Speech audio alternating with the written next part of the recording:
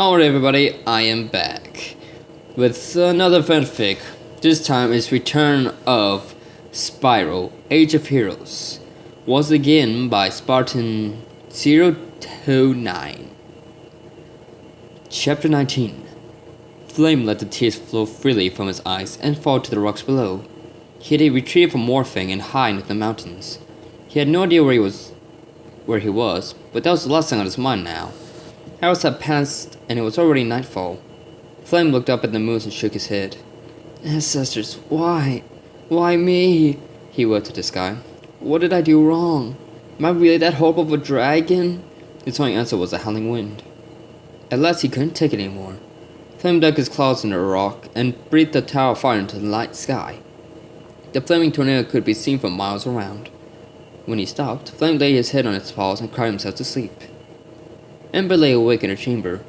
She couldn't understand why Flame had reacted the way he did earlier. Her thoughts reflected back to the previous evening. She had been so upset about not getting Spyro that she had ended up getting Hereford, and that Flame had willingly taken care of her. That much she remembered and took to heart.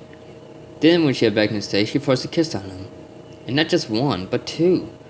Ultimately, there had been several, but she found it easy to count to two.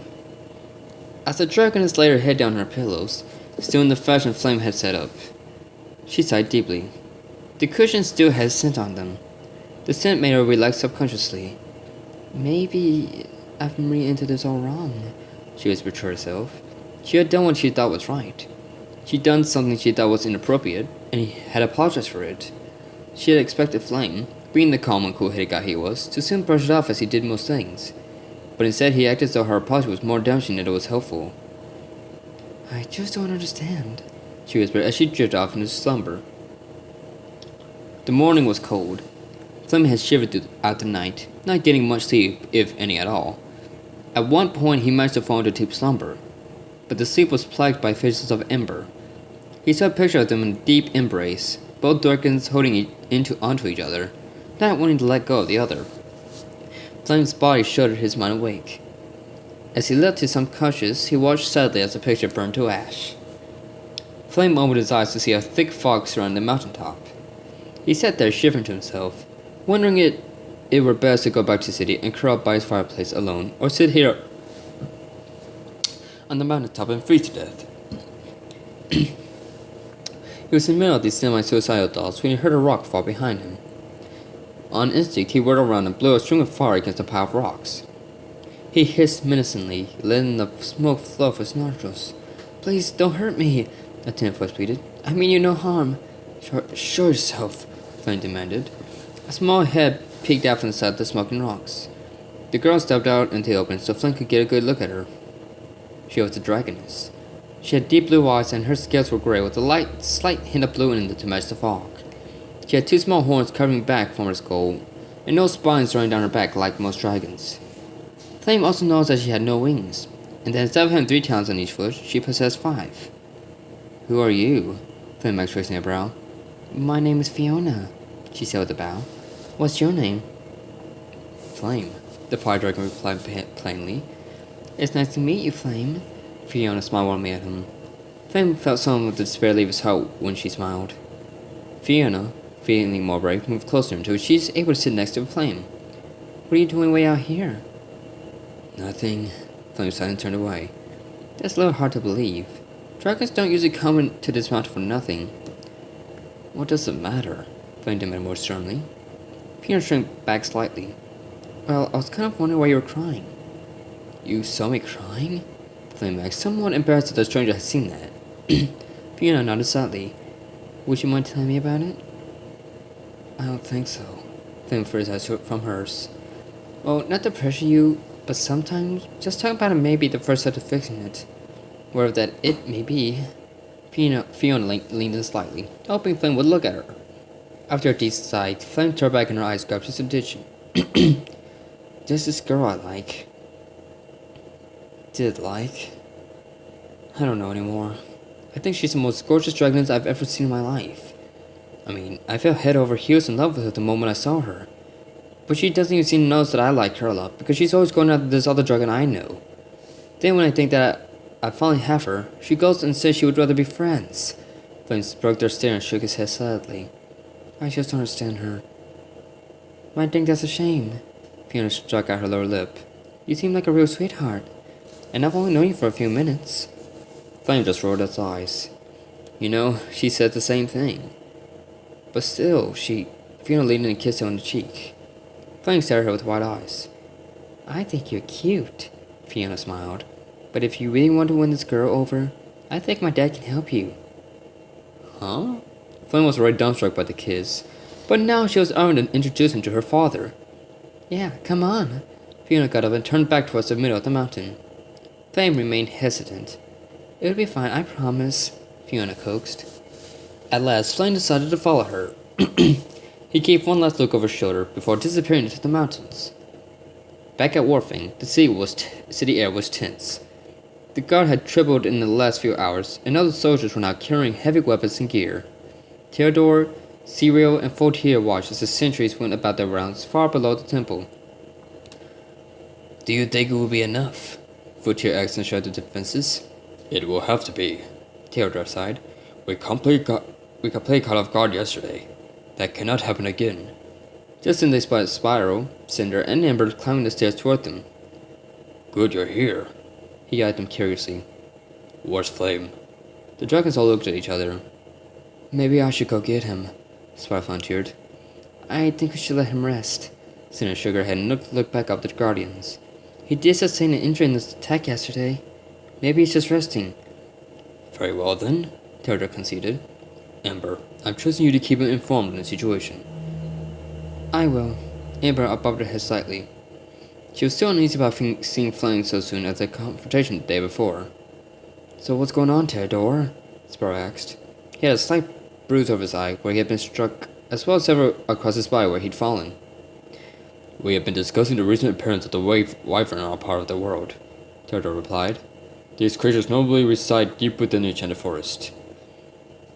Normally, wyverns prefer to keep to themselves and not come into contact with anyone other than their own species, Zero continued. But the 10th of Spyro's life was a sign that something else may be going on behind the scenes. Spyro and Cinder looked at each other. Both knew what the other was thinking, but remained silent. Zero cleared his throat, grabbing their attention again. What has us worried is the attack we just witnessed yesterday. It was clearly an attempt to invade the city.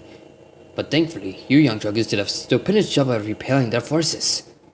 Everyone except me, Spyro muttered and hung his head. The real problem here is in the wyvern. Frontier draws Hero's praising statement. It's whomever is influencing them. There's someone influencing the wyvern? Ember cocked her head sideways. Wyvern are distant cousins of us dragons, but their brain capacity is significantly more lacking. I kind of noticed that when I met the first one, Ember pointed out. I'm almost amazed that they were able to put together such an attack in the first place. Then you should know what we are getting at here. Theo nodded with a smile. Ember was a sharp mind when she wasn't distracted by the younger male dragons. He had learned this early on. Or she. But if there's someone influencing the wyvern, then how are they getting to them to do exactly what is needed? Spyro jumped in. What the wyvern lack in elegance or intelligence, they make up for in ferocity. The manipulator must be using this trait to his or her advantage, to try and get them to follow through with his plans. Wyvern can carry an out attack, but there are objectives to be met. Spyro Cinder sighed. They could see where this was leading. So what's the plan? Spyro raised his head and puffed out his chest. He knew he was going to have to be strong in order to get through this new challenge. The plan is to continue with training our guardian candidates, Butcher answered. The guards have been alerted to the news and they are making preparations as we speak. We will continue with training tomorrow, Theodore said boldly. Dismissed. The three young dragons headed back down the stairs. Ember broke up from Spyro Cinder and headed for Flame's chamber. She tapped her tail on her doorway. Flame, are you awake? No answer. She poked her head inside. The air was chilly and she shivered.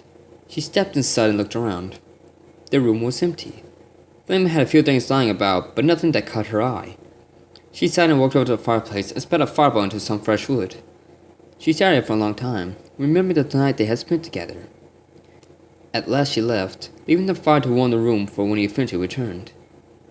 Fiona led Flame to the mountains to a small cave. We're here, she chirped and ducked inside. Flame followed after her, but found it difficult to see. He whistled, and a small stream of fire blew from his lips. He could now see Fiona up ahead of him. She brought him to a large open chamber and stopped. Flame sucked his breath back in and stifled a belch. The cavern was dimly lit with crystals hanging from the ceiling and lanterns illuminating the walls. "Father!" she called. "Father, are you here? Are you there? We have a guest." "A guest?" A voice echoed from far off down the tunnel. Fiona Flame saw a light coming their way, and soon another creature, much like Fiona, appeared. "Hello there," he said cautiously, unsure of what to make of the dragon standing beside his daughter. "Hi," Flame stuttered. Fiona's father was almost as tall as his grandfather in Furnace. "Allow me to introduce myself. I am Maximus the Drake." "I'm Flame the Dragon," the firebreather bowed respectfully. "Interesting." Maximus peered closer at Flame with slanted eyes. He could see a sudden glow in the young dragon's eyes. "A dragon all the way out here, and you are so young." "I'm capable of taking care of myself," Flame returned and puffed his chest out. "I have no doubt, young one," Maximus bowed. "Otherwise you wouldn't be here in these parts alone." Before Flame could respond, Fiona jumped in. "I found him sitting alone on the outskirts by himself.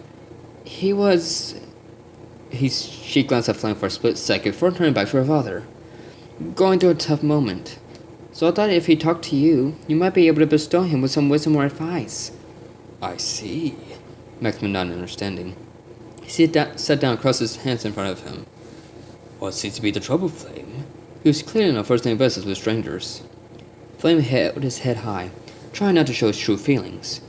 But the drake's eyes seemed to see right through him, and he grew uncomfortable.